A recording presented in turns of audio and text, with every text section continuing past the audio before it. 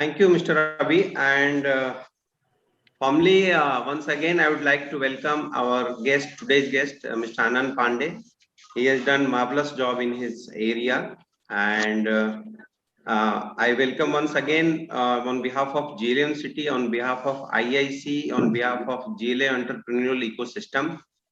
So he has spared some time for valuable time for us, and it's very important to understand how what are the threats, what are the problems a particular entrepreneur or innovator face. So this is very good for our students to understand if they are going to start their venture or their startup or their prototype creation. So it's a very good chance for you people, and I hope once you listen, do something in this journey. So I will not take much more time because our guest is here with us. So thank you once again, Pandiji, and I hope the dear student, you feel free to ask the question in between if he'll permit, or otherwise at the end of the talk you can ask question directly to Mr. Anand Pandey.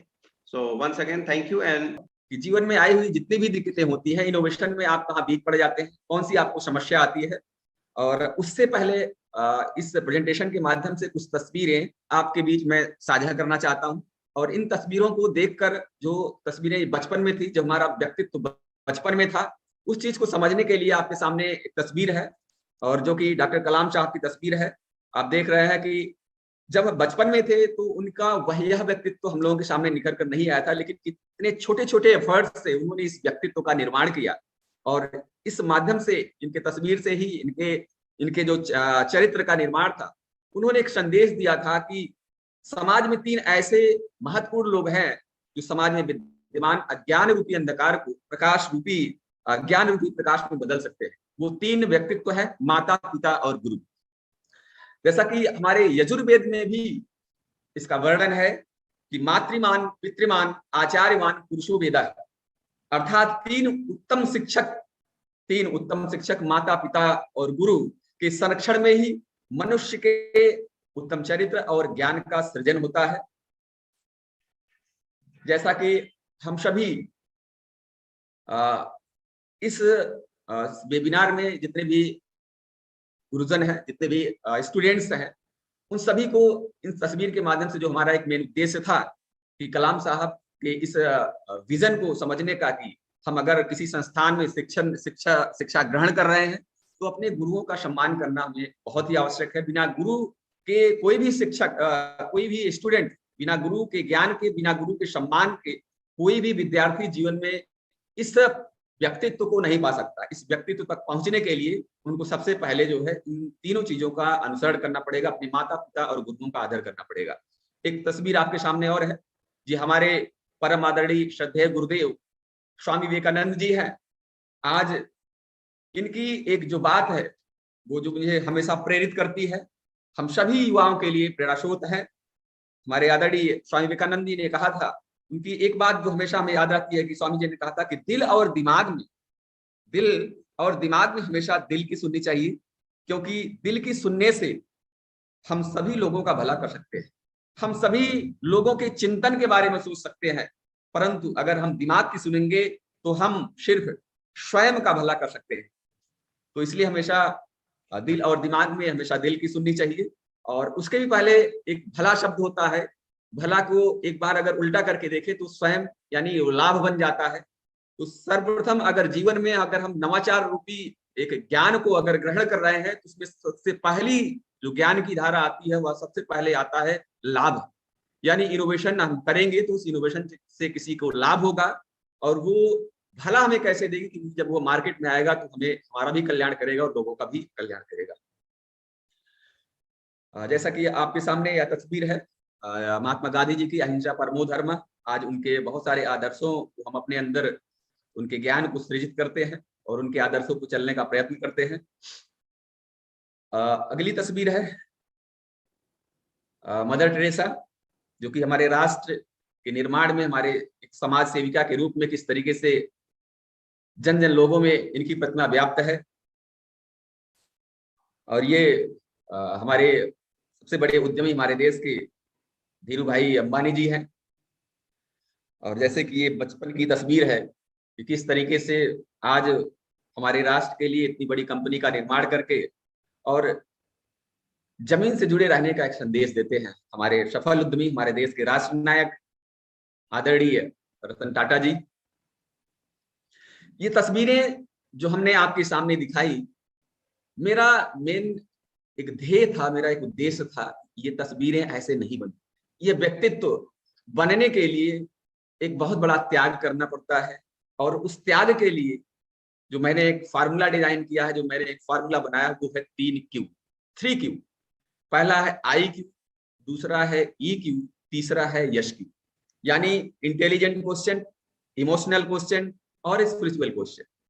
यानी अगर ये 3 चीजों का समायोजन अगर आपके व्यक्तित्व में है, तभी आप ऐसी तस्वीर बन सकते हैं, तभी आप उस व्यक्तित्व तक पहुंच सकते हैं। IQ लेवल अगर आपका सही है तो आप एक बड़े संस्थान में डायरेक्टर के पद पर, एक निदेशक के पद पर, या किसी अन्य जगहों पर, जैसे मान लीजिए कि आप जिलाधिकारी के पद पर कार्यरत हैं और आपको एक डिसीजन लेना हुआ कि कोई आके अगर आप इमोशनली आपको कुछ बातें अगर कह रहा है, तो उसका सबसे पहले आपको IQ का इस्तेमाल करके इमोशन में ना आकर उसका एक निर्णय लेना है कि वास्तव में यह सत्य है या असत्य है। इमोशनल में नहीं आना है, IQ का इस्तेमाल करना है। और तीसरी चीज जो SQ होती है, उस SQ यानी स्पिरिचुअल क्वेश्चन, उसको किस तरीके से संभालें।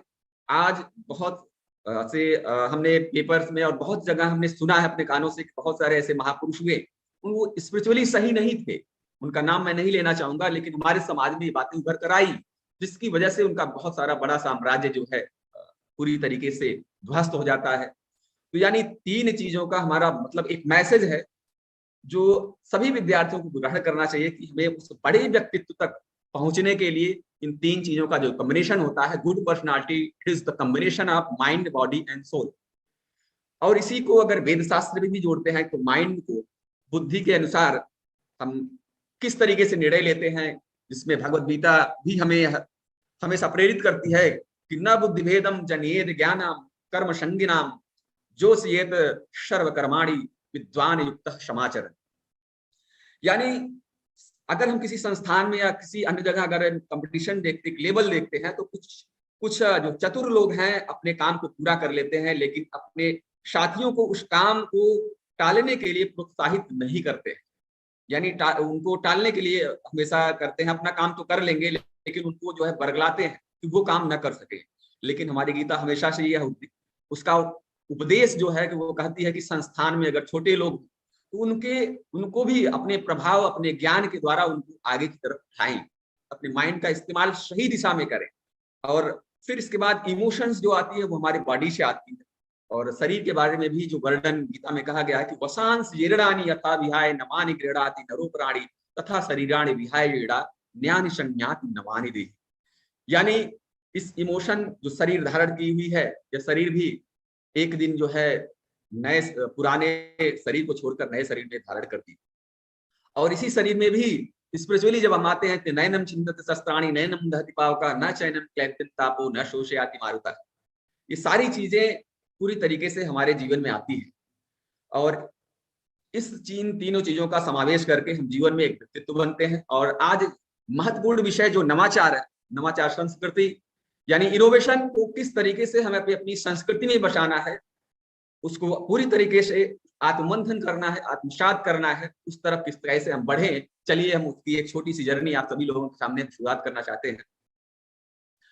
और इस इनोवेशन की चर्चा में बिल्डिंग द इनोवेशन कल्चर का जो कॉन्सेप्ट है, वो आज मैं आप सभी से वादा करता हूं कि जितने ही भी देर आपने मुझे समय दिया उसके लिए मैं हृदय से आभार ज्ञापित करता हूं कि आप सभी इस अमूल्य समय को, थोड़ा जो भी समय लगे, आप लोग शांतिपूर्वक अगर ध्यान से देखेंगे तो आपको जरूर ही अच्छा लगेगा, और आप जीवन में एक इनोवेटर बनकर अपनी कंपनी को आगे बिल्ड कर सकते हैं। आप हार कभी नहीं माने। जैसा कि इनोवेशन की बात करते हैं तो सबसे पहले इनोवेशन को जान लेते हैं कि इनोवेशन है क्या। इनोवेशन को भी मैंने अपने संस्कृत भाषा में डिफाइन किया है, और क्योंकि हम सभी लोग किसी भी संस्थान या कहीं भी रहते हैं तो हमारा एक दायित्व होता है कि किस तरीके से उस चीज को समझाया जाए।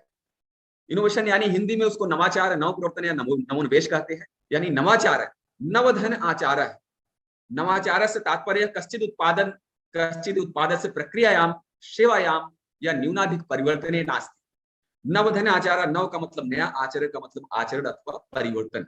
अर्थात नवाचार या नव प्रवर्तन सामान्य रूप से इसका तात्पर्य है कि पहले से चली आ रही किसी तकनीकी व्यवस्था या प्रौद्योगिकी में, पहले से चली आ रही किसी प्रक्रिया अथवा व्यवस्था में कुछ नया या बड़ा परिवर्तन करने से।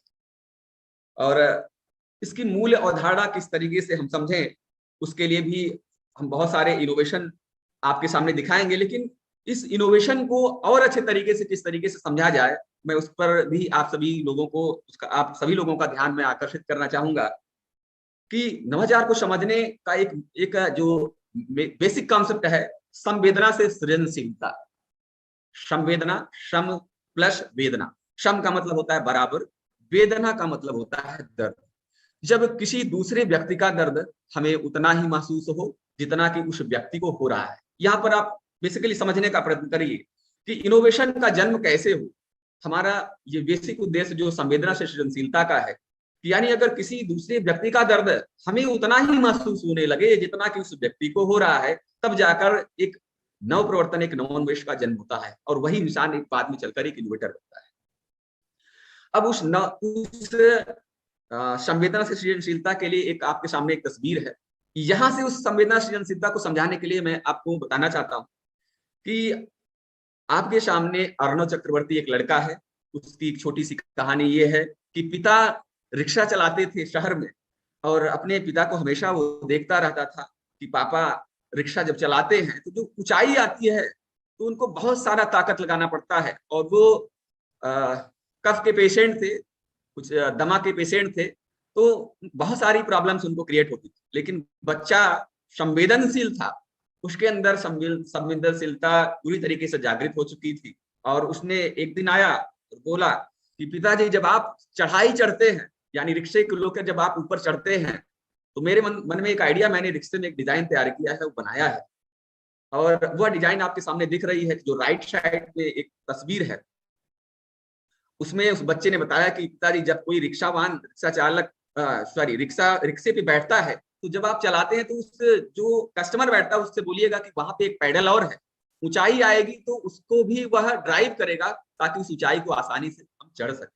सोचिए, एक छोटा सा इनोवेशन, एक बच्चे 12वीं क्लास के बच्चे के अंदर इतनी बड़ी संवेदना जागृत हुई, और उसने ऐसे रिक्शे का निर्माण किया कि जो कि कोई भी अगर उस रिक्शे पर बैठेगा भी, वो भी चलाएगा, उसके चलाने से जो है ऊंचाई आसानी से हम लांघ सकते हैं।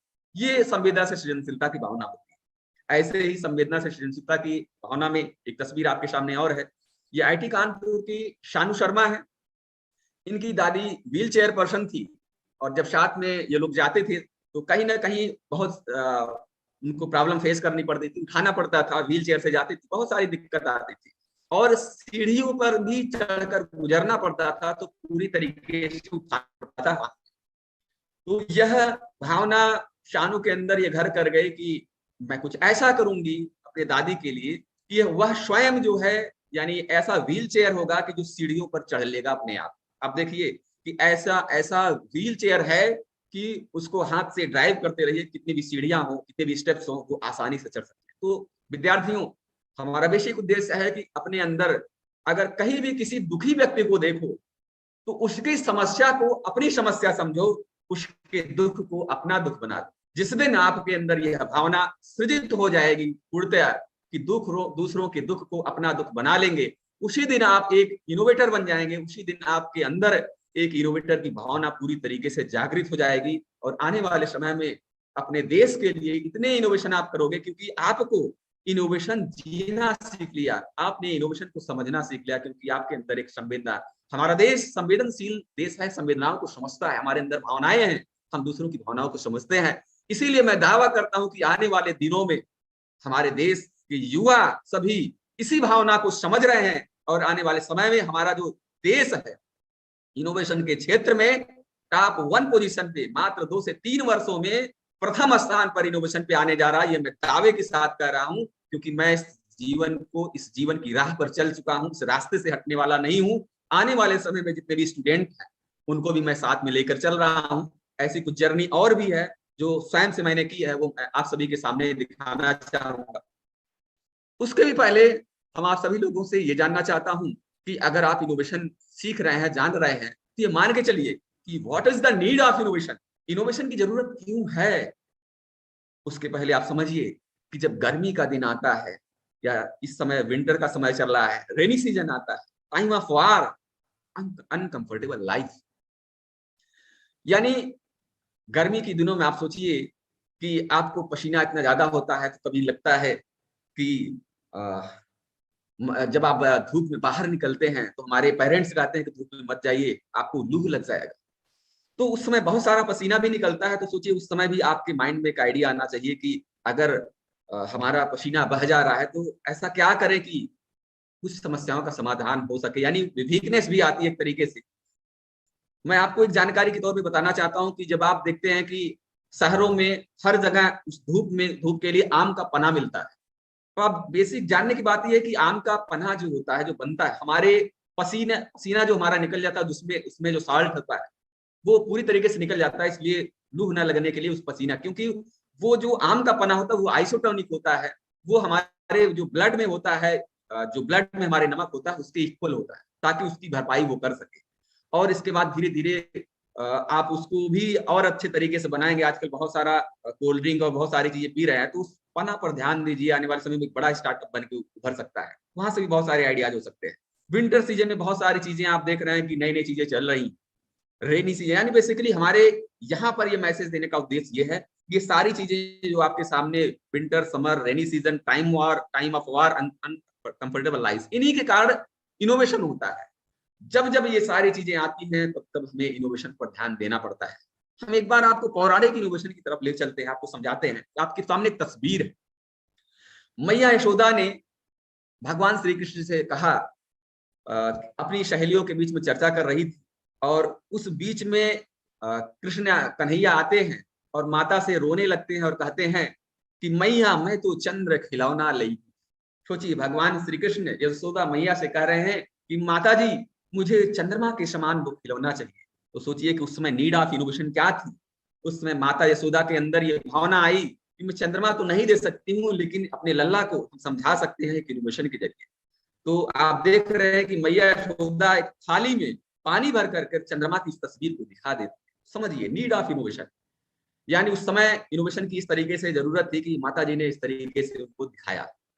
तो ये इस तरह से इनोवेशन को समझने की जरूरत है। और आगे बढ़ते हैं हम। इनोवेशन को और अच्छे तरीके से समझने के लिए हमने एक फार्मूला डिजाइन किया है। वो फार्मूला है P is equal to I square R D, यानी P फॉर प्रोफेशनल्स, पर्सन्स। कोई भी आप इंसान ले सकते हैं, कोई भी जो प्रोफेशनल हो सकता है, पर्सन हो सकता है, पीपल हो सकता है। और I is equal to innovation, invention, and other I is equal to innovation, R for research and D for discovery. अगर सबसे पहले इन्वेंशन और इनोवेशन दोनों को समझते हैं, हम कभी कभी जाते हैं तो लोग चर्चा करते हैं कि आखिर ये इनोवेशन है क्या। तो मैं आप सभी से निवेदन करना चाहूंगा कि आप सभी लोग दोनों का फर्क समझें और अपने लोगों को भी समझाएं।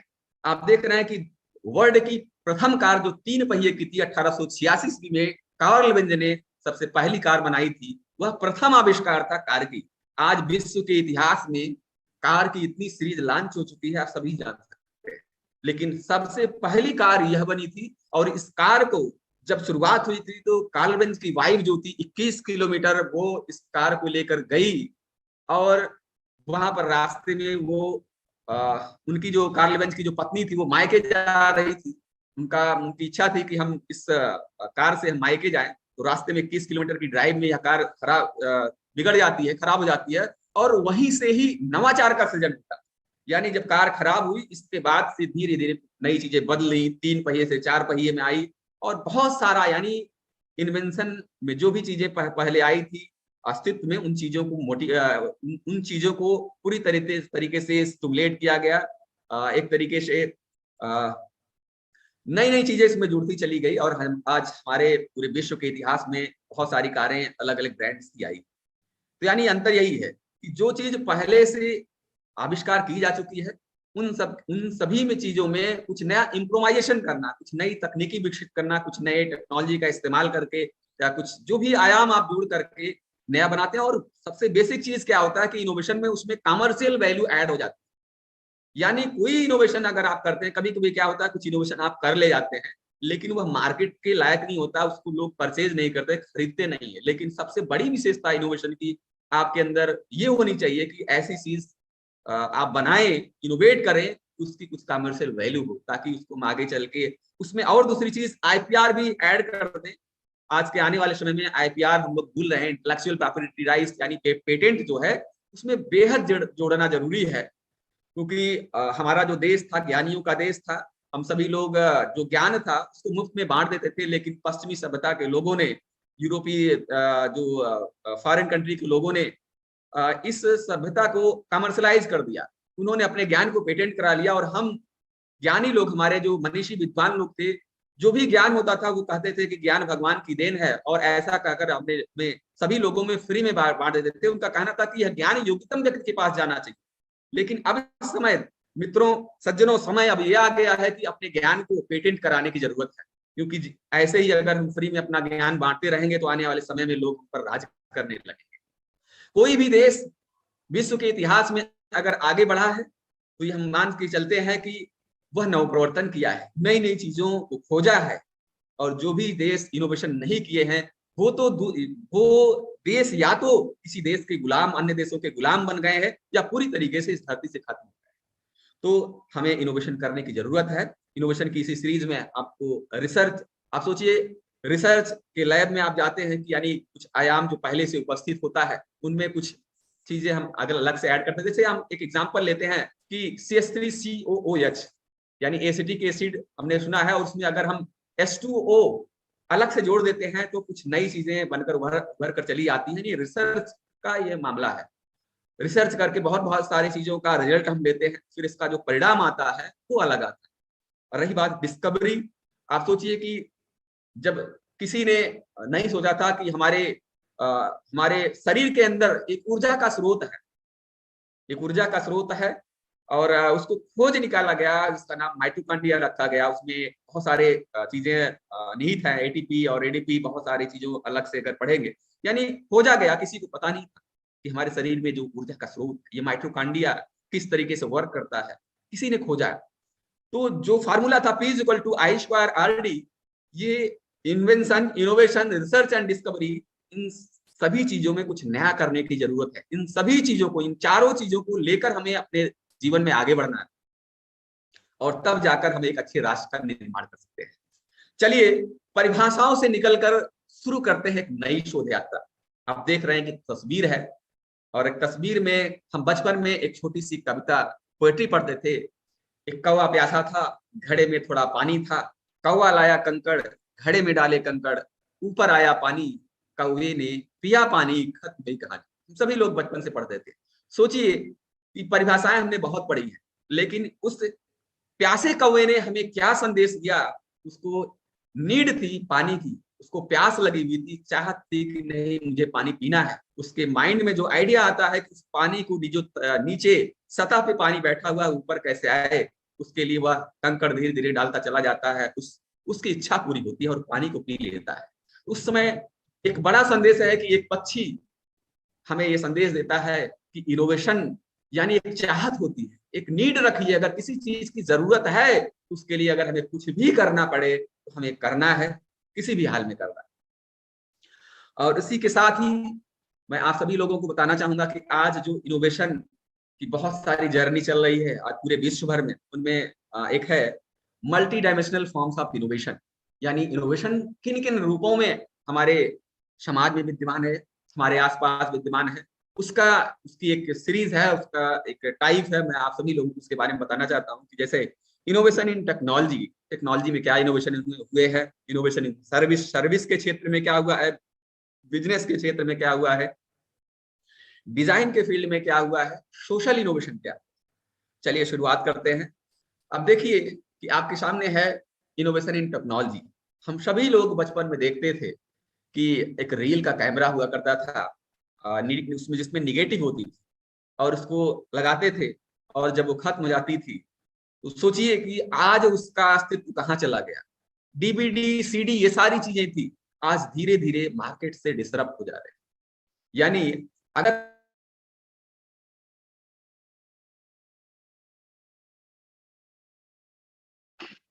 पांडे जी म्यूट हो गए आप। हेलो, म्यूट हैं आप। Thank you. हाँ, जैसा कि आपके सामने दिख रहा है कि इनोवेशन इन टेक्नोलॉजी, इनोवेशन के फील्ड में हम कैसे कैसे आगे बढ़े हैं। आप देखिए कि इनोवेशन में नेगेटिव था, डीवीडी सीडी थी, वॉकमैन था, ये सारी चीजें मार्केट से डिसरप्ट हो गई। यानी यहां से एक मैसेज हमें मिल रहा है कि innovation should be based on future disruptive projection. यानी future disruptive projection, it happens on the basis of imagination, and imagination के बेसिस पर हम इंप्रूव करते हैं और एक्सपीरियंस के बेसिस पर हम मेंटेन करते हैं। यानी अगर किसी संस्थान में बहुत ही एक्सपीरियंसफुल कोई भी व्यक्तित्व है तो वह क्या करते हैं कि अगर उनके पास टेक्नोलॉजी नहीं है तो उस संस्थान को मेंटेन तो कर लेंगे लेकिन इंप्रूव नहीं कर पाएंगे। तो इसलिए जो है इमेजिनेशन जो तकनीक है, सोचना पड़ेगा, हमें कुछ नया करने के लिए अलग सोचना पड़ेगा। आज ये सारी टेक्नोलॉजी हमारे सामने से जा चुकी है, आज हम कुछ एक नए दौर में आ चुके हैं और उस नए दौर को हमें समझना होगा। आने वाले समय में जो भी टेक्नोलॉजी विकसित होने वाली है उसको भी हमें पूर्णतः समझने की जरूरत है।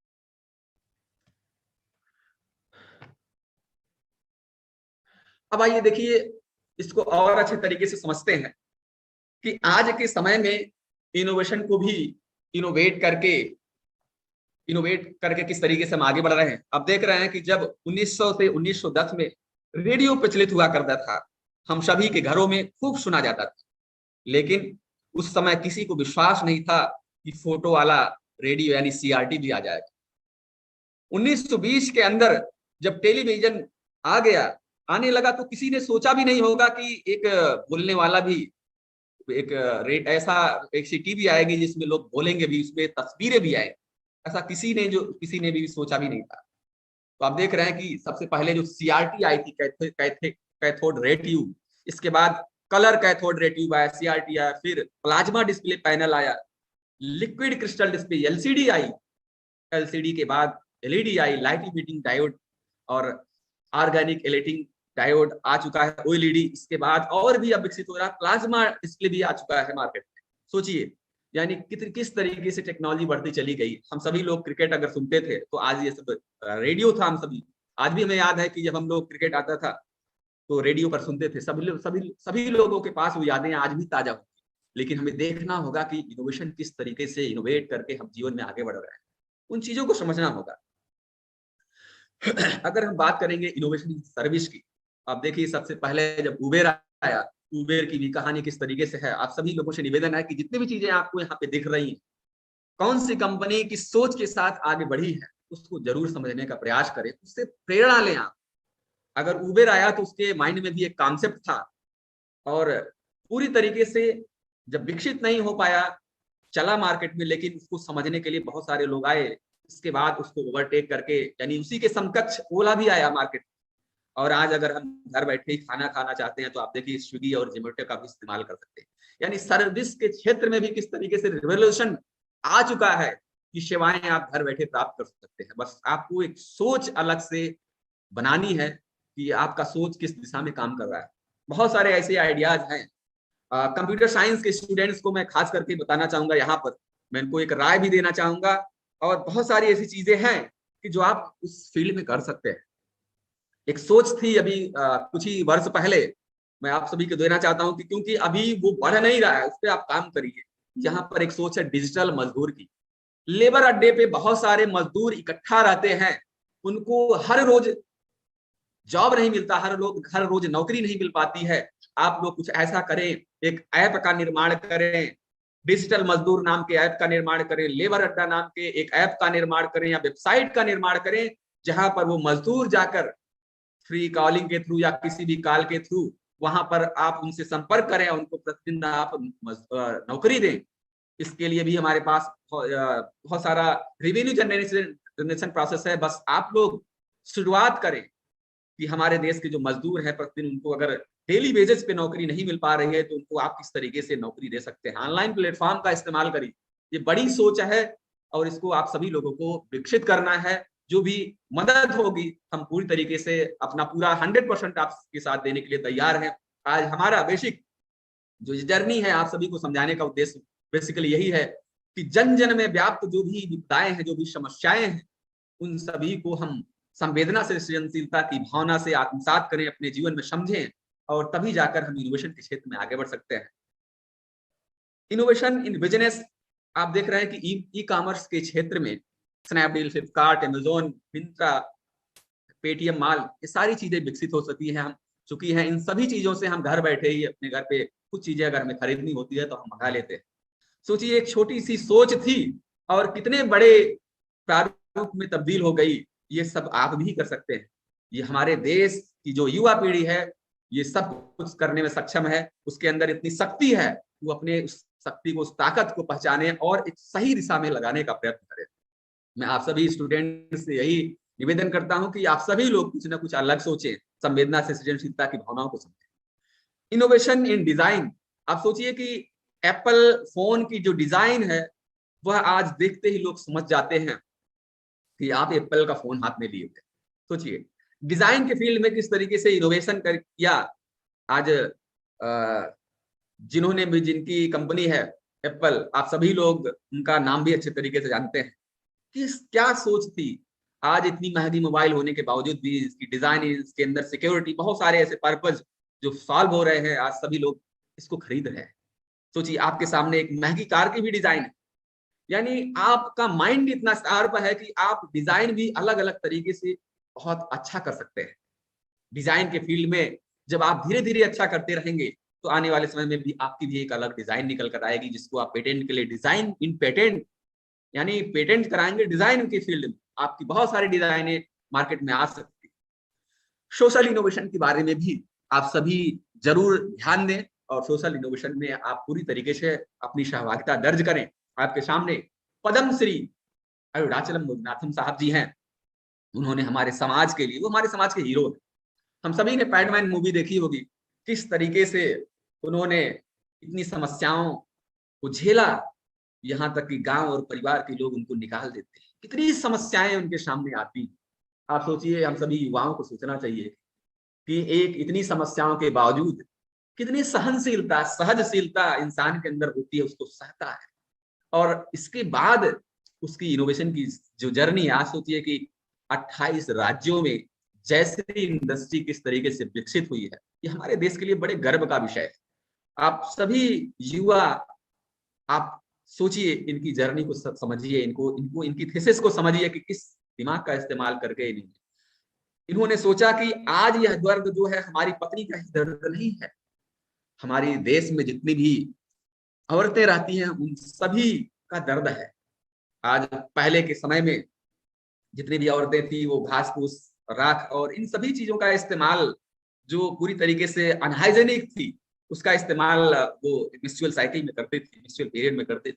उन समस्याओं को समझना एक इंसान के अंदर बहुत बड़ी बात है। आज वही देन है कि आज इनकी जो इंडस्ट्री है इतने बड़े फील्ड में लगी हुई है, और कितना हमारे देश के लिए कितनी बड़ी सोच है।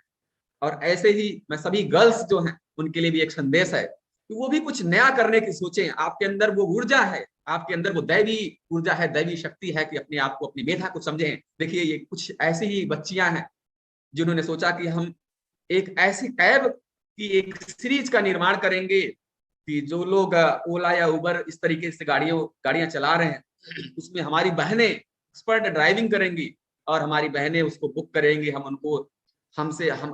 हम साथ में रहेंगे और सेफ्टी रहेगी, तो उनको एक अच्छे जगह, मतलब एक जगह से लेकर दूसरी जगह पर सेफली हम उनको पहुंचा सकें। यानी सखा कंसल्टिंग विंग्स के बारे में आप समझिएगा कि एक अच्छी सोच थी। इस सोच को आगे बढ़ाकर किस तरीके से समाज में लेके गई, किस तरीके से हमारे देश में आज ऐसी महिलाएं आप सभी महिलाओं के लिए प्रेरणा स्रोत बन रही हैं। आप सभी को इनका अनुसरण करना चाहिए। और ऐसे ही हरियाणा के रहने वाले हमारे परम मित्र हैं आदरणीय श्री धर्मवीर कंबोज साहब। मैं हमेशा इनका जिक्र इसलिए करता हूं कि ये बहुत ही सहज सरल है। अभी आपने 2017 में देखा होगा कि जब पैडमैन मूवी आई थी तो उस समय इनकी जो मशीनें हैं ये सभी सिलेक्ट हुई थी और इनको 16 हीरो जो सिलेक्ट हुए थे जो सम्मानित करने के लिए, उसमें दामला के रहने वाले धर्मवीर कंबोज साहब भी थे। और इनसे बात करके मुझे बहुत प्रेरणा मिलती है कि इन्होंने जिस तरीके से संवेदना से सृजनशीलता की भावना को आत्मसात करते हुए इतनी औरतों, इतनी महिलाओं को नौकरी के लिए रखा है, ये बहुत बड़ा है। सबसे बड़ी बात यह है कि आज हम सभी प्रोफेशनल्स, सभी इंजीनियर हैं, हमारे पास एक डिग्री है और एक टेक्निकल स्किल है, लेकिन ये इनके पास कक्षा 5वीं पास है, कोई स्किल नहीं है, कोई मैकेनिकल की बीम और स्ट्रस डिजाइन करना इनको नहीं आता है, किसी भी तरीके के एनालिसिस नहीं है इनके पास। लेकिन इसके बावजूद भी एक भावना थी संवेदना से सृजनशीलता की, उस भावना को उन्होंने अपने अंदर जगाया और एक ऐसी मल्टीपर्पज फूड प्रोसेसिंग मशीन का निर्माण किया है कि जो आज हमारे देश के लिए प्रेरणा स्रोत है। इस तरीके से हमें जीवन में इनोवेशन के क्षेत्र में आगे बढ़ते रहना है।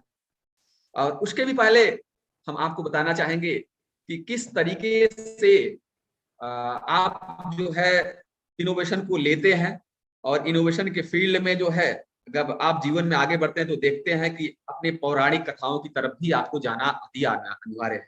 आप देखिए कि आपके सामने चक्रव्यूह है और पुष्पक विमान है। हमने भी अध्ययन किया कि यह चक्रव्यूह और पुष्पक विमान में ऐसा क्या इनोवेशन था कि किस तरह से ये हमारे देश के लिए ये इनोवेशन के क्षेत्र में कितना योगदान अदा करता है। उसको समझने के लिए हमने काफी इसमें रिसर्च किया।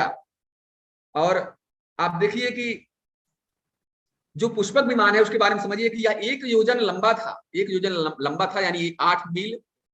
1 योजन मतलब 8 मील होता है, 1 मील में 1.6 किलोमीटर होता है और फिर आधा योजन चौड़ा था। सोचिए, यानी इसकी डिजाइन और थी, इसकी सबसे बड़ी बात थी कि जो इसकी कारीगरी थी कि जब भी कोई व्यक्ति इसमें बैठता था तो हमेशा एक सीट खाली रहती थी। यानी एक इनोवेशन का नजरिया देखिए कि किस तरीके से उस समय में इनोवेट किया गया होगा। ऐसी विधाएं हमारे पौराणिक ग्रंथों में भी मौजूद है। और अगर हम उसी को ध्यान से देखें कि चक्रव्यूह में ऐसे गेट लगे हुए थे जो सुई की जो घड़ी की सुई की तरह 24 घंटों पूरी तरीके से चलते रहते थे। और इसका किस तरीके से गठन किया गया था कि वहां पे जब भी 1 मिनट की सुई या कुछ भी आगे बढ़ती थी तो हर समय उसका गेट द्वार अलग दिशा में खुल जाता था। तो सोचिए कि यह विचारणी है। ऐसे इनोवेशन, लेजेंडरी इनोवेशन, पौराणिक नवाचार हैं, वो हमारे देश में पहले हुए हैं। यहाँ भी हमें समझने की जरूरत है। जब हमें बात करते हैं कि ज्ञान का अर्जन हो हमारे वेद शास्त्रों से भी, तो बहुत सारी चीजें हमारे शास्त्रों ने भी हम सभी लोगों को दिया है, बस उसको समझने की जरूरत है।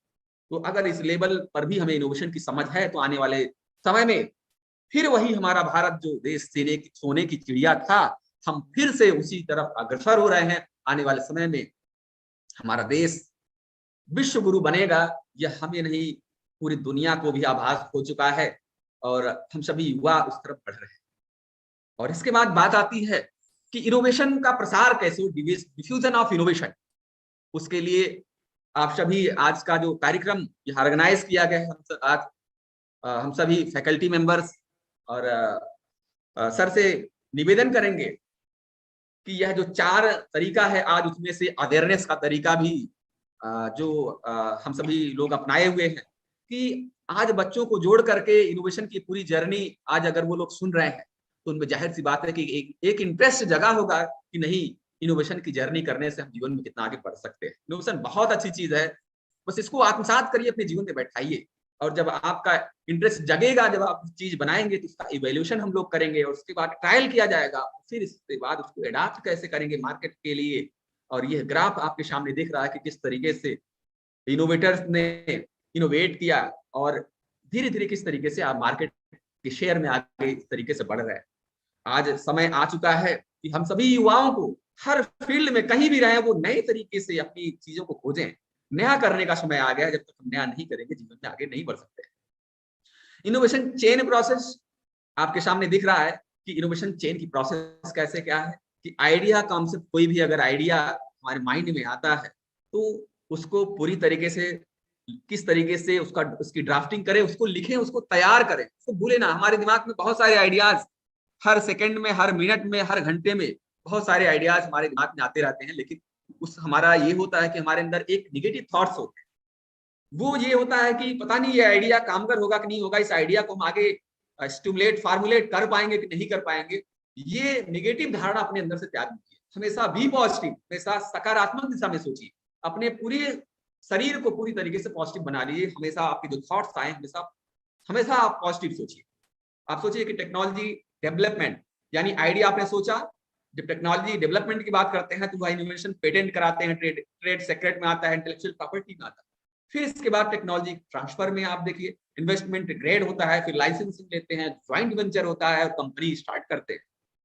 फिर टेक्नोलॉजी कमर्शलाइजेशन, जैसा कि अभी सर ने बताया, डॉक्टर मनोज कुमार सर ने बताया आपकी कि बहुत सारे ऐसे स्टूडेंट्स हैं जो पेटेंट अप्लाई कर चुके हैं और उनको ग्रांट भी मिला हुआ है और वो अपने उस इनोवेशन को लेकर अब आगे बढ़ रहे हैं, एक बड़ी कंपनी के रूप में उभर रहे हैं। तो सभी स्टूडेंट से ये निवेदन करेंगे कि वो सभी लोग इन सभी चीजों पर पूरी तरीके से अडॉप्ट कर लें, यानी जीवन में इनोवेशन ही आपको सब कुछ देने वाला है। आपके सामने एक आंकड़ा है कि भारत में जो बेरोजगारी है वो किस तरीके से, बहुत पहले का आंकड़ा है कि मैट्रिक सेकेंडरी पास 14% बेरोजगार है, technical diploma certificate 16 technical graduate 15%, non technical 14%, यानी पुरुष 5.82 करोड़। ये बहुत पुराना डाटा है। बस यहां से एक मैसेज हम आपको देना चाहते हैं कि ये जो बेरोजगारी की समस्या है, जो चाहते हैं कि हमें नौकरी मिले, आप सोचिए समय भले लगेगा, एक इनोवेशन को बिल्ड करने 5 साल 10 साल लग सकता है, लेकिन मुझे भरोसा है कि अगर आप अपने स्थान पर टिके रहे, आपका आत्मविश्वास कभी नहीं डगमगाया, तो आने वाला समय ये होगा कि आपकी जो ये प्रतिज्ञा है इनोवेशन के प्रति, ये भारत में जो बेरोजगारी व्याप्त है, इस पूरी बेरोजगारी को खत्म कर देगा।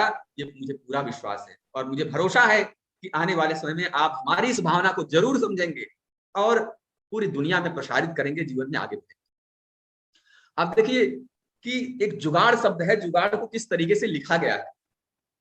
अब जुगाड़ को अगर ग्लोबल इनोवेशन इंडेक्स जुगाड़ शब्द को अगर अपने डिक्शनरी में, अपने पुस्तक में जुगाड़ शब्द को एज इट इज रख देता है, तो हमारे देशवासियों के लिए इससे बड़ा हिंदी का सम्मान कुछ भी नहीं हो सकता।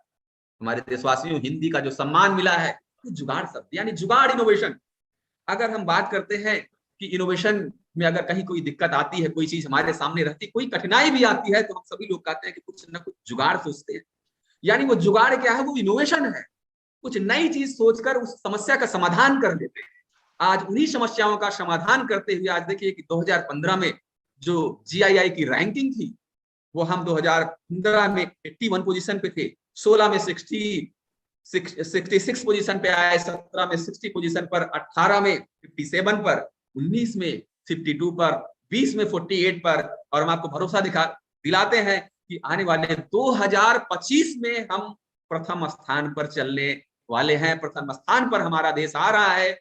बस आप सभी लोग भरोसा और नियम के साथ इस इनोवेशन की जर्नी को समझिए और इनोवेशन को अपने जीवन में अपनाइए, क्योंकि जिस दिन आपकी यह भावना पूरी तरीके से लग जाती है कि इनोवेशन ही हमारा देश है, इनोवेशन ही हमारा भोजन है, इनोवेशन ही हमारा सब कुछ है, इनोवेशन ही संवेदना से सृजनशीलता की भावना है, उसी दिन ये मान के चलिए कि आप जीवन में बहुत आगे बढ़ जाते हैं और तभी एक अच्छे इनोवेटर के रूप में अपने राष्ट्र की निर्माण में कुछ कर सकते हैं। आइए चलिए हम कुछ अपनी जर्नी आपको बताते हैं कि क्या क्या इनोवेशन मैंने किया है कुछ वर्षों में। ये एक सीढ़ी है, 3 स्टेप की सीढ़ी है। इन सीढ़ियों पे चलने से इतनी एनर्जी बन जा रही है कि आप अपने घरों में जो इन्वर्टर है वो पूरी तरीके से 1000 फुटफॉल पर वो अपना एक इन्वर्टर चार्ज कर लेते हैं। अगर आपके घर में अच्छे परिवार हैं, 15 से 20 लोग हैं, अगर 1000 फुटफॉल हो जा रहा है उस सीढ़ी के माध्यम से, तो आपकी पूरी इन्वर्टर फुल्ली चार्ज हो जाती है। पूरी तरीके से टेस्ट किया और ये जो तस्वीर आपके सामने दिख रही है कि 2017 में लखनऊ महोत्सव में यह एक आकर्षण का केंद्र रही है। इसको मैंने mechanically rack and pinion arrangement system के थ्रू पावर अल्टरनेटर का इस्तेमाल करके मैंने इसको डिजाइन किया। पेटेंट इसको 2017 में ही मैंने करा लिया था और अभी प्रोसेस में चल रहा है। तो यानी मेरे जीवन में ये सोच थी कि किस तरीके से जो है घरों में बिजली की समस्या को दूर किया जाए आने वाले समय में बहुत अच्छे तरीके से, क्योंकि जो कोयला है इसका इस्तेमाल बिजली उत्पादन में किया जा रहा है। अभी आपने समाचार में पत्रों में सुना होगा कि कोयला की कमी आ गई है, जिससे बिजली की समस्याओं का बहुत प्रॉब्लम आ रही है। तो ये समस्याएं घर की समस्याओं को दूर करेंगी। ऐसे ही अभी कोरोना के समय में हाल ही में मैंने देखा कि जब लॉकडाउन था उस पीरियड में भी जब लोग कहीं इकट्ठा होते थे तो वहां पे मैंने देखा कि एक कारीगर था जो लड्डू बना रहा था, और लड्डू बनाते वक्त मैंने देखा कि इतनी मतलब सुरक्षित ढंग से, अनहाइजेनिक तरीके से लड्डू को बनाते हुए उसमें बहुत सारी चीजें, पसीना पूरा उस लड्डू में गिर रहा था। और मतलब कितना, मतलब आने वाले समय में उसको कोई भी व्यक्ति खाता तो कितने रोग बन जाते हैं शरीर। तो इस चीज को देखते हुए कि एक ऐसी मशीन, एक ऐसी लड्डू मशीन का निर्माण हमने किया, और इसको बनाने में 1.5 साल लग गए। लेकिन आज ये मशीन 3 टाइप की, LM1, LM1, LM2 और LM3, ये 3 तरीके की ये मशीन हमारी बन चुकी है, जो कि आप देख रहे हैं कि it can produce up to 2000 to 4000 pieces gulab jamun, peda, laddu, rasgulla, बेसन लड्डू पर आवर। यानी 1 घंटे में यह 2 से 4000 पीस लड्डू निकाल देती है। और इसमें केवल जो है आप मटेरियल सीधे जो आपका कोन है उसमें आप डाल देते हैं, और अंदर जो मशीन है वो बैरल के थ्रू मशीन से बाहर आती है, और इस तरीके से लड्डू बनते चली जाती है। और भी सस्ते जो मशीनें आप देख रहे हैं कि सामने बहुत सारे प्राइजेस हैं। मैंने जब कस्टमर रीच किया तो मुझे लगा कि ये मशीन महंगी है। आज भी मेरी R&D इस पे चल रही है। आने वाले समय में इसको और तरीके से कम करके हम कमर्शलाइज करेंगे आने वाले समय में, ताकि हम पूरी तरीके से हाइजेनिक लड्डू प्राप्त कर सकें। और उसी जर्नी में blood circulatory massager positive machine का निर्माण मैंने 2016 में किया था।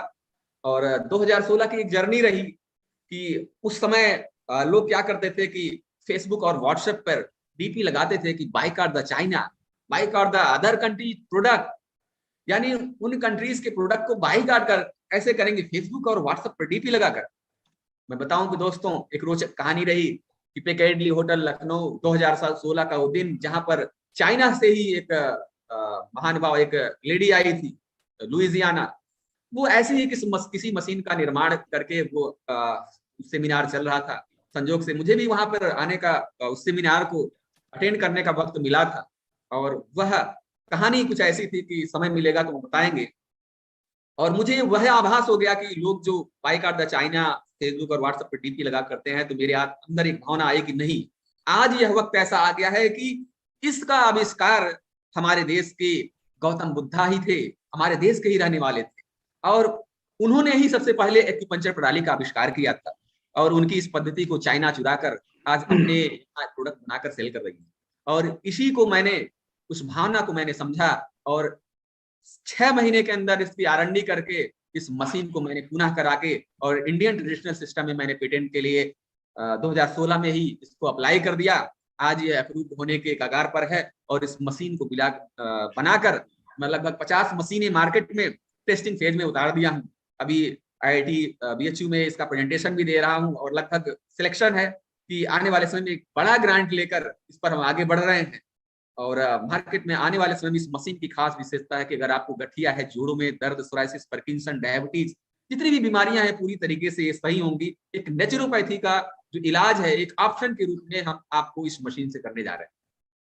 उसी इनोवेशन की सीरीज में एक रेस्टो बैग है। ये रेस्टो बैग क्या है कि इसमें आप कहीं भी, इसकी भी कहानी है कि दिल्ली से जर्नी थी जो किसी रेलवे में किस तरीके। एक रिक्वेस्ट था, मतलब कितना टाइम होगा अभी? सर 15 मिनट में खत्म हो जाएगा सर। अच्छा, इनका क्योंकि अगला लेक्चर भी होता है शायद बच्चों का, थोड़ा ओके सा सर, कोई दिक्कत नहीं, 10 मिनट में मैं कंक्लूड करता हूँ। हाँ, रैप अप कर लीजिए। Okay okay, thank you sir. Resto bag है, इसमें आप जो है इसको कहीं भी रेलवे प्लेटफॉर्म पर अगर बैठने की जगह नहीं हो तो कुर्सी बनाकर बैठ सकते हैं, बस अड्डे पर कहीं भी। इसकी भी जर्नी रही कि रेलवे में बैठकर जब गया तो सीटें नहीं थी, बहुत सारी दिक्कतों का सामना करना पड़ा। तो ये संवेदनशीलता की भावना को इसमें मैंने लगाया और ये बनाया। आज के समय में लगभग 1000 का प्रोडक्शन करके मैं मार्केट में आ चुका हूँ। और इसमें बहुत सारी चीजें हैं। इसमें मोबाइल चार्जिंग करने की व्यवस्था है, इसमें आप जो है रेडियो भी सुन सकते हैं। इसमें आपका एक तरीके से पूरी तरीके से थर्मली है, और इसमें 10 लीटर की स्पेस है। तो बहुत ही अच्छा बैग है, आने वाले समय में जो है आप सभी के बीच में पहुंचेगा।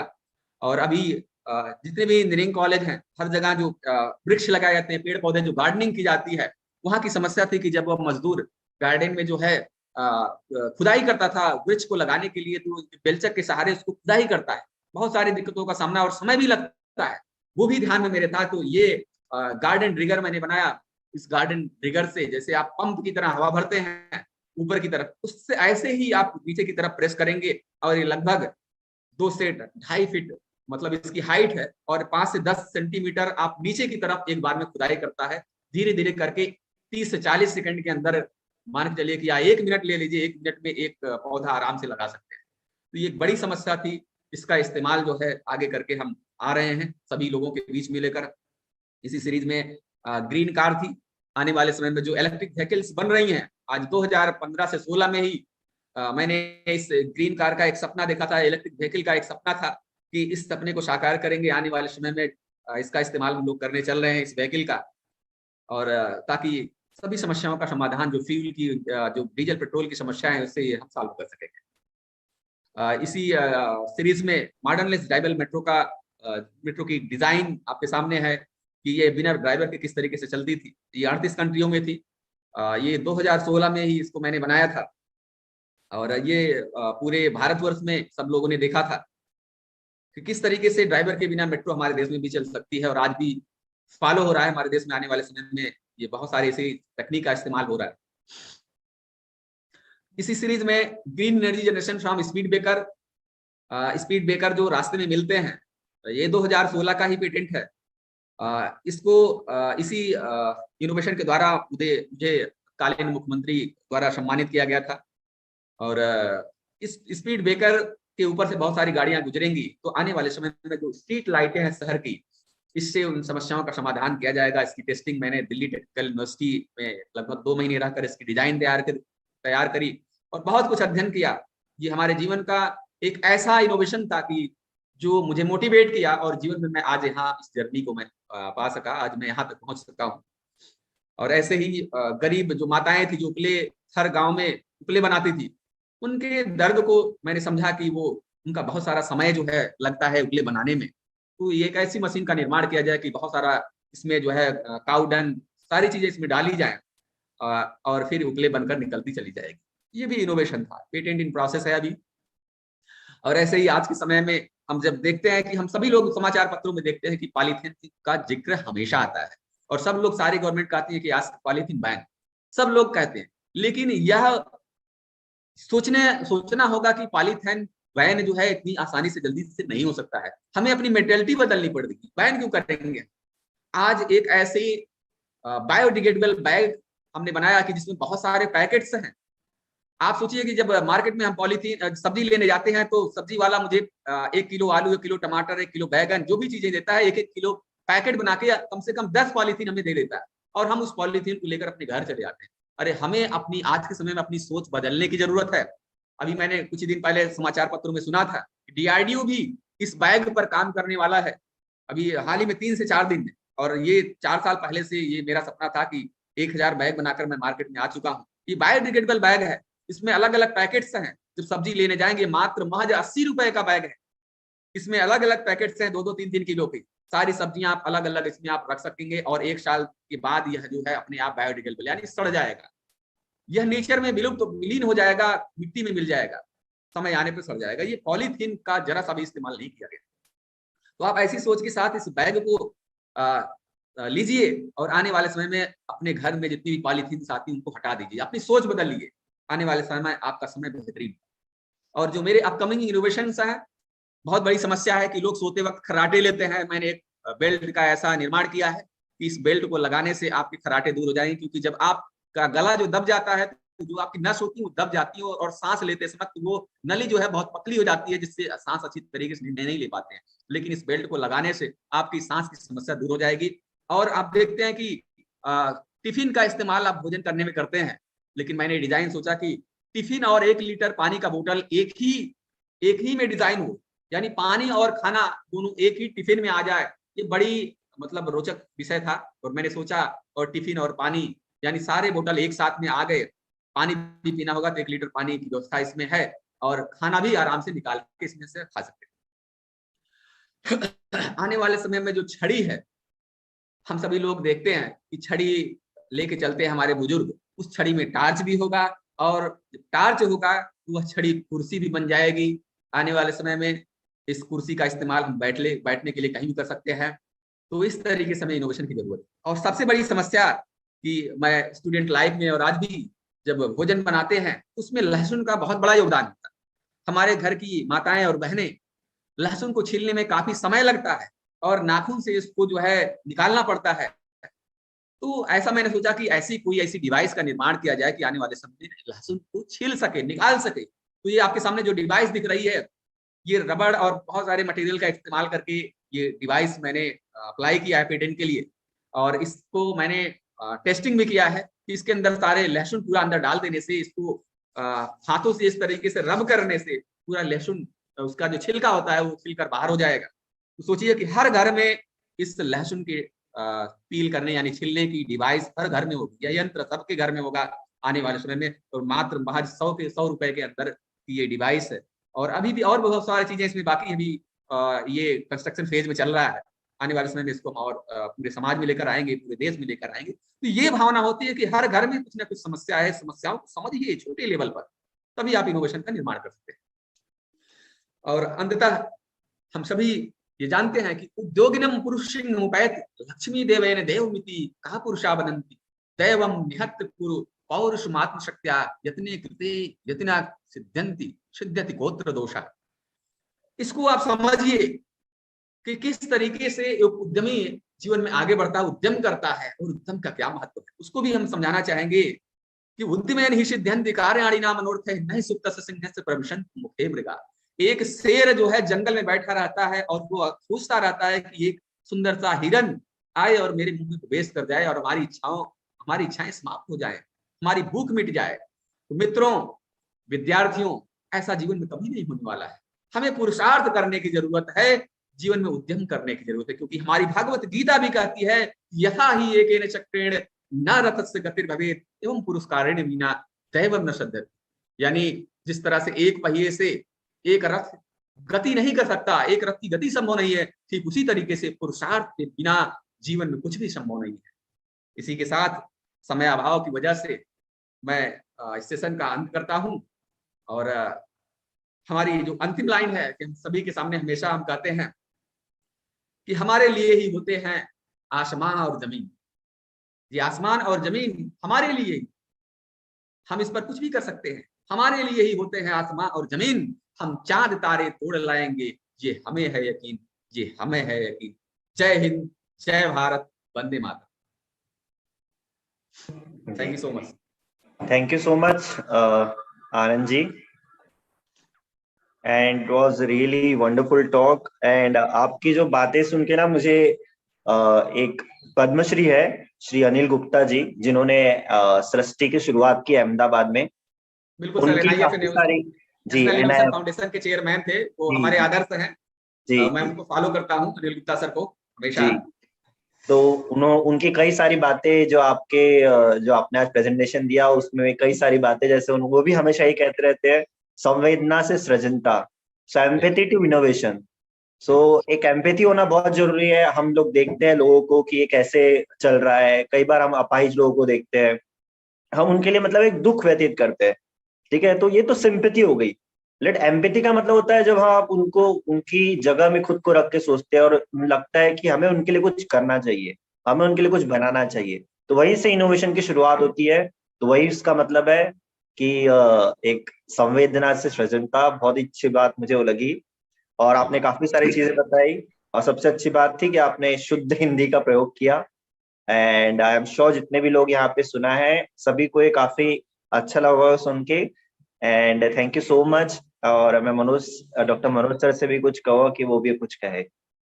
नहीं, thank you Ravi. Pandey ji, really it was like marvellous presentation on. आपने रूट जो प्रॉब्लम है हमारे देश में, रूट कॉज है, तो आपने, मुझे लग रहा है स्टूडेंट्स को समझ में आएगा, क्योंकि प्रॉब्लम ही नहीं पता चलता है सर जी, एक्चुअली प्रॉब्लम है क्या। जैसे आपने एक लेसन का इतना बढ़िया एग्जांपल दिया, मैं शेयर करना चाहूंगा। कई बार मैं खाली रहता हूँ तो मुझे मिल जाता है ये काम करने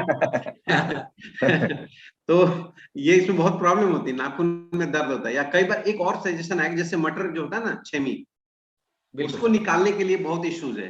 तो एक सजेशन ये था कि इस पे भी हमारे स्टूडेंट्स अगर कुछ कर सके हमारे यहाँ, क्योंकि इस तरह की छोटी छोटी इश्यूज है, और इसको हम लोग, और जिस तरह से आपने एलोबरेट किया तो मुझे लग रहा है काफी अच्छा लगा होगा। और मैं चाहूंगा कम से कम कुछ जो जितने लेवल है, क्योंकि कई लोग बाकी क्लासेस हो तो उसमें चले गए हैं, तो अगर आपको कुछ कहना हो सर के बारे में और आपके दिमाग में कुछ चल रहा हो तो प्लीज फील बस फ्री।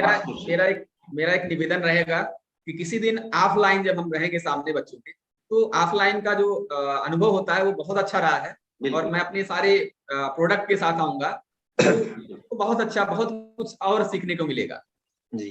100%। तो अगर मैं रिक्वेस्ट करूंगा किसी के पास, जैसे मेरे दिमाग में है वो लेसन से कि एक हम 6वीं का एक ऐसा ओपन करने का, निकालने का मशीन हो, इस तरह से किसी के दिमाग में कोई और क्वेरी हो, पांडे जी से आप पूछ सकते हैं।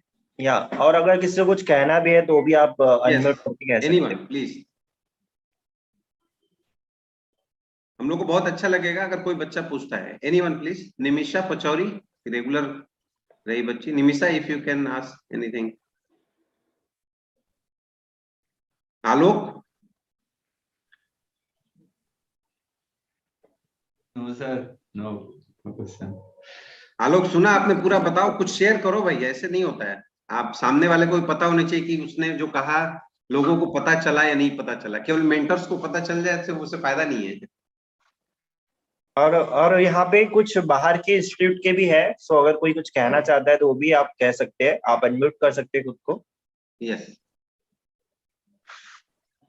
अगर किसी को कुछ नहीं है तो हमें ये प्रोग्राम अंत करते हैं। A very good afternoon, sir. Okay. Tanuj Soni. हाँ जी, बोलिए Yes, sir. Tanuj. Sir, the session was so beautiful, and I have enjoyed it. I have really enjoyed it. I want to ask a question. Sir, the problem statements are very much available in our social life, but how to get rid of it, and how to make startup, and how to organize ourselves and create groups. So because it is not easy to tackle those problems by single-handedly, or so how to make groups, sir, how to find the people of our criteria who think as मतलब जिसका दिमाग हमारे साथ हो। बिल्कुल बिल्कुल, आप बहुत सारा प्रश्न एक साथ कर रहे हैं। मैं आपका समाधान करना चाहता हूं कि जैसा आपका, जैसे जहां तक है कि आप ये कहना चाहते हैं कि किस तरीके से कोई भी प्रोडक्ट बनाकर इनिशिएट करके उसको स्टार्टअप में जाए, शुरुआत हम कैसे करें, हमारी जर्नी कहाँ हो, हमारे कौन कौन सी प्रॉब्लम आती है। यस सर, इनिशिएशन प्रॉब्लम बहुत सबसे दिक्कत है सर। आपका शुभ नाम क्या है सर? तनुज सोनी। हाँ तनुज जी, मैं आपको ये बताना चाहूंगा कि जब आप एक इनोवेशन कर लेते हैं तो आप ये ध्यान दीजिएगा कि इनोवेशन जब आपका हो जाता है तो आपको ये दिखता है कि हम फिनिश प्रोडक्ट में है कि नहीं है। आप एक ऐसे आइडिएशन लेवल में रहते हैं कि आप उसकी वैल्यू केवल आप समझते हैं कि मैंने डन कर दिया है और यही सत्य है। मैं आपको बताना चाहूंगा कि कोई भी एक विचार अगर आइडिया आता है तो उस प्रोडक्ट का निर्माण आप 3 तरीके से करिए, यानी 3 आइडिया डेवलप करिए, एक ही पर उस मतलब एक ही विचार से उसका समाधान मत करिए। पहली चीज, जब आप प्रोडक्ट बनाएंगे तो यानी उसको सोचिए कि मैंने एक डिजाइन तैयार कर लिया और कुछ कमी, कॉस्ट की कमी हो सकती है और कुछ अच्छा कर सकते हैं, उसको 3 तरीके से करिए। पहला ये है, और यह मैं फॉलो करता हूँ डॉक्टर अनिल गुप्ता सर को, उनका भी मानना यह है कि कोई भी विचार, कोई भी अगर आइडिया है तो उसको 3 तरीके से हमेशा उसको करें। जब आपका प्रोडक्ट बन जाता है तो सबसे पहले उसकी वैल्यूएशन आप अपने पास से करिए। मान लीजिए कि जो मैंने आपको दिखाया कि लहसुन छीलने के लिए ये डिवाइस है, तो सबसे पहले इसका प्रयोग मैं खुद अपने घर में करूंगा, कुछ कई दिनों तक इसकी टेस्टिंग मैं स्वयं करूंगा। जब ये बन जाएगा तब जाकर मुझे लगेगा कि नहीं, अब लोगों के बीच में आना चाहिए। सबसे पहली टेस्टिंग आप स्वयं से करिए, इसके बाद बाहर आइए और बाहर के बाद अपने ही आसपास के लोगों को सेल करिए, शुरुआत करिए। जब हो जाए तब इसके बाद ये समझ लिए कि हमारी टेस्टिंग लोगों में सफल रही है। अब हमारी मेंटरिंग होनी चाहिए, हमें एक ऐसे व्यक्ति से मिलना चाहिए ताकि इसको फंड करके हम जीवन में आगे बढ़ सके। तो ऐसे भी मेरे साथ भी हुआ था। आप देख रहे थे कि सीढ़ी से किस तरीके से बिजली का निर्माण हमने किया, और ये लखनऊ महोत्सव में 10 से 20 हजार लोग आए थे और वहां पर उस सीढ़ियों पर लोग चढ़ के जा रहे थे, किस तरीके से बिजली बन रही थी। तो उन्होंने देखा और मैंने भी समझा क्या दिक्कत है, मार्केट में पहले आते हैं। स्वयं से इसका स्टडी करिए, इसके बाद अपनी सोच को IPR पे लाइए। मुझे भरोसा है कि यहाँ तक अगर आप सफल होकर आ गए हैं तो आपके जीवन में कोई भी दिक्कत नहीं आने वाली है। Sir, is it important to start with the small things? Should we start our journey with the small things or look for the bigger one? बिल्कुल। जैसा कि आप जो है सोचते हैं कि एकाएक हम तुरंत आगे बढ़ जाएं, तो मैं आपको बताना चाहता हूं कि कोई भी व्यक्ति एकाएक आगे नहीं बढ़ सकता।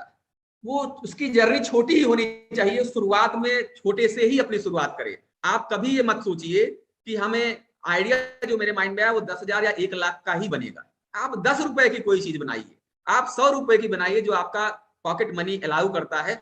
छोटे से शुरुआत करिए, और छोटे से जब शुरुआत करके स्ट्रगल करके आप सोचिए, याद करिए कि जब आप छोटे से थे बचपन में और भागते थे तो दौड़ते थे, आप गिर पड़ते थे, तो हर बार क्या कोई उठाने थोड़ी आता था, आप गिर करके स्वयं उठ जाते थे और धीरे धीरे गिर कर उठना आप सीख गए, और तब आप इतने बड़े हो गए हैं, आप चलना सीख गए हैं, और आज स्टार्टअप की इस जर्नी में आप समाहित हैं, सम्मिलित हैं। इससे बड़ी बात क्या हो सकती है। आप गिर कर उठिए, छोटे से शुरुआत करिए, आने वाले समय में अपने आप वो आपकी जर्नी जो है आपको बड़ा बना देगी, ये मुझे पूरा भरोसा है। Thank you, sir. Thank you so much, sir. Welcome welcome. बहुत बढ़िया सजेशन है। Anyone else? और किसी को कुछ भी ऐसा लॉजिकल शर्माने की जरूरत नहीं है यहाँ पे, बिल्कुल। देखो सर पांडे जी जो बता रहे इतना बढ़िया एग्जांपल से बताया है। I think Tanush will accept that logic what Pandey ji said told. So please, anyone else? Ravi. Yeah. Thank you so much, sir. And it was really wonderful session. And I hope आप सबने feedback form भरा होगा. And thank you so much once again, Anil ji. Sorry, Anand ji. And हम इसको अभी खत्म करते हैं इस प्रोग्राम को. Thank you so much everyone who has joined. And we look forward to such session, and we'll definitely get back to you once we go offline. Thank you so much, sir. Yeah. One thing I want to add, जैसा पांडे जी ने कहा कि हम चाहेंगे, हम और रवि दोनों, हमारी पूरी टीम, कि जब हम ये पर्टिकुलर जो पेंडेमिक है इससे थोड़ा रिलैक्स होता है तो आपको जो वर्चुअल है इसको फिजिकल बनाएं, तो वो काफी अच्छा रहेगा। Thank you sir. सामने आकर बच्चों को प्रेजेंटेशन देने में उन लोगों को और लगता हम है, तो चाहेंगे कि जो आपने जो बताया 10 से 12 प्रोटोटाइप के बारे में, उसका अगर डेमोन्स्ट्रेशन साथ में करें अपन, that will give us like, जब हम आने वाले समय में सर लगभग 10 प्रोडक्ट हमारे और आने वाले हैं। बहुत सारे ऐसे थॉट्स जो माइंड में रहते हैं कि हमारी ये भावना ही है हमेशा कि कुछ न कुछ नया करते रहे, कुछ न कुछ। और अगर आप ईमेल आईडी और शेयर करते बच्चों को अगर हो सके तो, या फिर हम शेयर कर देंगे अगर वो बात सर मैंने शायद मैसेज किया है ईमेल आईडी, हम लोग कर देंगे बिल्कुल। ईमेल आईडी और नंबर सर मैंने शायद ग्रुप में भेजा है। जी ठीक है। Thank you sir. Thank you everyone. Thank you dear students. Thank you Pandey. Thank you. Okay, welcome sir.